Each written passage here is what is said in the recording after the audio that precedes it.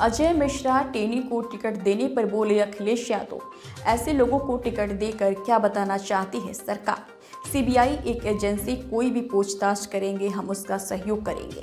उन्होंने कहा कि सीबीआई हमसे पूछताछ करेगी, हम तैयार हैं। चुनाव में रैलियां होंगी, कोशिश करेंगे गठबंधन के बड़े नेताओं को अलग अलग रैलियों में शामिल हो। भाजपा रहेगी, जब तक रहेगी नौकरी भी नहीं रहेगी, न आरक्षण रहेगा। और आज भी किसान आंदोलन कर रहा है और एमएसपी मांग रहा है। क्या एमएसपी देने का इनके पास कोई रास्ता है?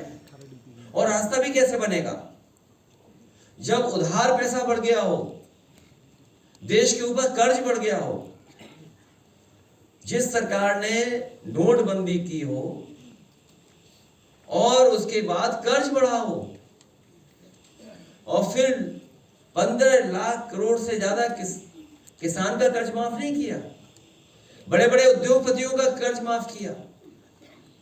और हो सकता है जिन किसानों का कर्ज माफ होना चाहिए नहीं किया, या हम दूसरे तरीके से देखें, वो कभी जांच का विषय भी हो सकता है कि जिन उद्योगपतियों का कर्ज माफ हुआ है, क्या उन्होंने इलेक्टोरल बॉन्ड्स तो नहीं दिए थे भारतीय जनता पार्टी को?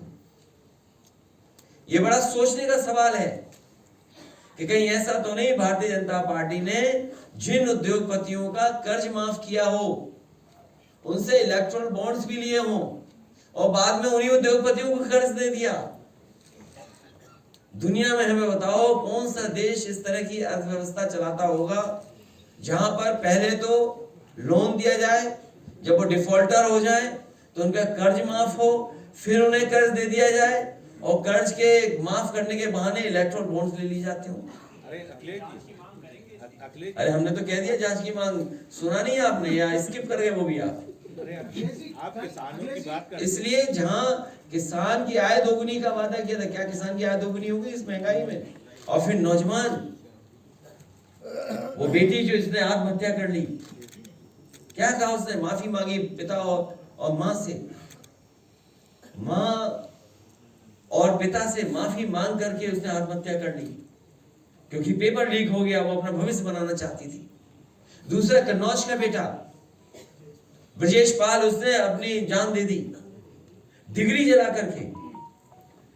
जो लोग निवेश का सपना दिखा रहे थे और बड़े बड़े आयोजन कर रहे थे, आप लोगों को ब्रेकिंग सेरेमनी में बुला करके आपको कूपन दे रहे थे खाने का,